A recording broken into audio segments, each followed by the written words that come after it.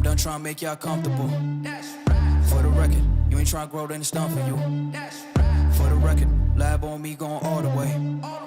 For the record, ain't trying to link, no time to waste. For the record, for the record, for the record, for the record, for the record.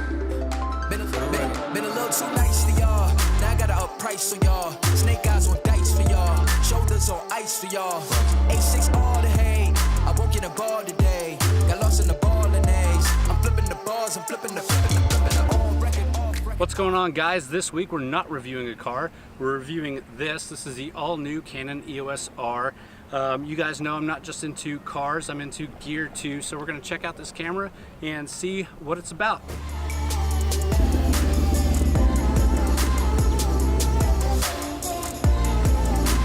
So let's jump into the review. This is obviously not going to be a scientific review. I'm not diving into a bunch of numbers or pixel peaking, whatever that is. I'm here to tell you what I think of this camera after using it in a few real-world situations. Most of the footage was captured in full HD at 60 frames per second with the Canon 17-40 L series lens and shooting in CLog. I used the basic R to EF adapter, not the one with the drop-in filters, although I think that's an amazing product, and if I buy the camera, would definitely need to get that. So let's start off with a bit of what I think my camera needs are. I shoot mainly video, although I also do some photo work. I'd really like a camera that focuses on video features. I do mostly YouTube work, so I'm okay with just shooting in HD and not 4K. To me, using 4K means more storage, more computer performance, more render time, and longer upload times. And here are some basic specs of the Canon EOS R. It has a 30 megapixel sensor. It has the dual pixel autofocus. It has a 3-inch touchscreen that has flipping and rotating. Its ISO goes from 100 to 40,000. This is shot inside the interior. We're looking at an ISO of 1600. So obviously outside is blown out, but the interior should be good. We're just looking for noise. Now we're at 2500, 3200, 4000 ISO, 5000 ISO, 6400 ISO, 8000 ISO, 10,000 ISO, 12,800 ISO, 16,000 ISO, 20,000 ISO, 25,600 ISO. I think you're getting the point here. And that's the max. It can do 8 frames per second continuous shooting or 5 frames per second continuous shooting with autofocus on. It can do 4K video at 30p and full HD video at 60p, and you can do 120p video in 720. Now the 4K video is cropped, and that 120p is a smaller size. This camera takes the LPE6N batteries and weighs 660 grams.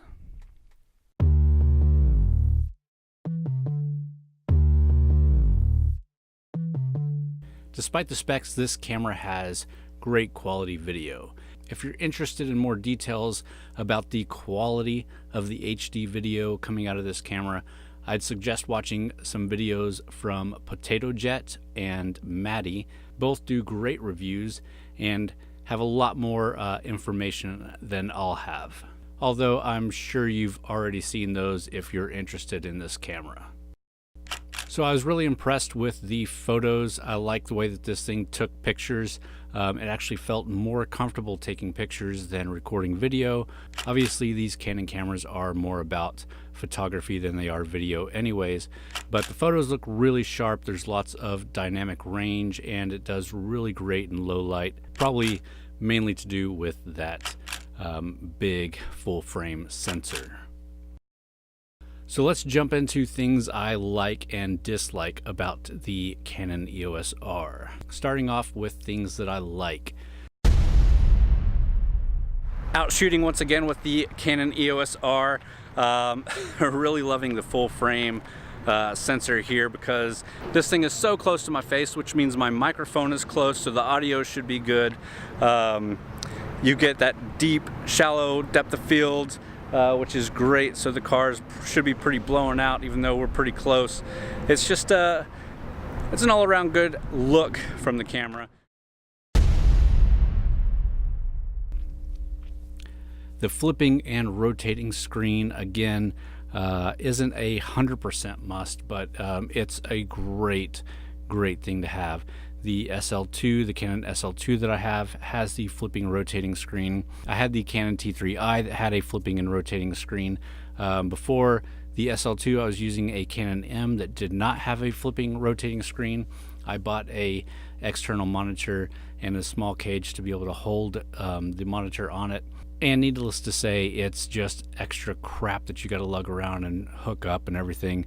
And if you're getting the quality out of it and everything, that's one thing. But it's much nicer if you have quality and easy to use. And that flipping and rotating screen for filming yourself makes it so much easier to use. And a lot of time, what I'm doing with these cameras is filming myself doing reviews. One of my other big likes was Canon CLog. It gives you much better dynamic range and the ability to have more cinematic color grading. So last year when we had the truck rodeo, I rented the Canon XC10 specifically because of its benefits that it has for video shooters and its size. A lot of things went into that. I did a whole video on this. I'll link it in the iCards or something if you're interested in that. But it also had Canon CLog. They gave us better dynamic range, and those videos came out super good, and that was on a 1-inch small sensor. Canon CLog on this big sensor with more dynamic range, just playing with color grading here, it's really nice. Another like comes from its form factor and ease of use. So holding the Canon EOS R, it's just a great form factor to hold. It feels solid built.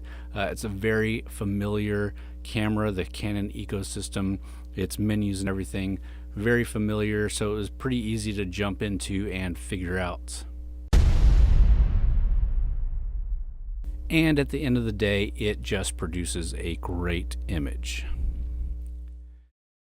With that out of the way, let's jump into some of my dislikes. So I said the form factor was nice and holding it with the grip was really nice, but the placement of the record button is not nice. On my Canon SL2, the record button is on the back of the camera where you push it with your thumb, and that's manageable. I like that. If you're filming yourself, you kind of hold the grip and you push that button with your index finger, and it all still works out. The record button on this is on the top, but not really by the shutter button, like kind of back on the top, and it's pretty small. So I would find myself like I thought I hit it, but I didn't hit it, or it's a bit of a reach. If that's what you're using this camera for, it gets annoying hitting that record button. It would be nice if you could remap the record to the shutter button. You might be able to do that. I couldn't find it in the settings. Didn't really dig for it that much, but yeah, so one of my dislikes is the record button. Another dislike is the sensitivity of the viewfinder sensor. One of the things I say, and maybe I need to dig into the menu to see if I can change this, the sensor for the viewfinder is very sensitive. So as I'm moving it closer to my body like this, my screen goes off because it thinks I'm putting my face up to the sensor, which I think it's a really cool thing that you can shoot video with your eye on the sensor, because this is also a good way to keep it very sturdy. But I'm used to shooting video this way, but now the screen is off because it thinks my eye is up to the sensor. It's a little bit annoying. Got to see if I can figure that out. Now you can go in and disable this function so that you don't get the viewfinder, but then if you ever need the viewfinder, you've got to go back in through the menu system and turn it back on. If I bought the camera, I would probably turn off the viewfinder and never use it, which kind of sucks because it's a really great viewfinder. Another big dislike, which I'm not the only one to dislike this, is the cropping in 4K. So the great thing about having a full frame camera is getting the use of that full frame sensor. And if I want to shoot in 4K, I want to get the use of that full frame sensor. This isn't a huge deal to me because I don't plan on shooting a lot of 4K stuff. For my videos, I really don't do 4K, so it's not a huge issue, but the crop in 4K is definitely a dislike. Another dislike is even more cropping and lower resolution when shooting at 120 frames per second. Now the video actually comes out really well, even though it's smaller than HD resolution. You'll have to see if you can tell the difference in resolution. If it didn't crop but it was lower resolution, it'd be one thing, but it crops in and gives you lower resolution. It's just, it's lose-lose for 120p. Not that I use it a ton, but it's a cool feature to have, especially for B-roll. And my final dislike is the price. Now, for everything this camera does compared to other full frame Canon cameras, it is a good price. Comparing it to other full frame cameras on the market, namely the Sony, it's a little bit overpriced, and the Sony has a lot better features. Namely, you can shoot in 4K at full frame. Obviously, I like the Canon ecosystem. I've got Canon lenses. Having to adapt them is another kind of issue, but at least you get those nice adapter options. But really the price just being that little bit higher, and then if you want the kit lens, it's even more, or even if you buy the body only, you've got to get an adapter because you're not going to have one of these lenses laying around. And the adapters aren't cheap. So speccing it out, getting into one of these cameras is almost a minimum of $3,000. Alright guys, so let's wrap up this video. I've had enough of the voiceover, so let's take a look at my beautiful face and we'll come up with some closing thoughts. So obviously the point of renting the EOS R was to see if it would fit in my workflow, if it would be a good investment for me for this YouTube channel as kind of a way to boost quality. So I really want something that can shoot in RAW format, or at least ProRes 422, or at the bare minimum something that will shoot in a log format, something that will give me more dynamic range and more flexibility while color grading. So the Canon EOS R definitely gives you that log, and I'm really happy with the way that the footage turned out. I really love that full frame sensor, like I've said, but it's not going to be my next purchase, at least for now, and I'll tell you why. My biggest issue is the cost of the camera, and not just the cost of the camera, but the cost to get into the new R ecosystem.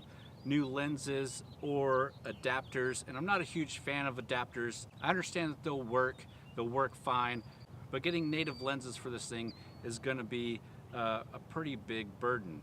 Now I know Canon is planning on coming out with an APS-C sensor size in the same body that will bring the cost down, and then at the same time are planning on making an even higher end full frame Canon EOS R. And when they do that, the prices will start coming down. The prices for the lenses will start coming down as they've got more lenses coming out.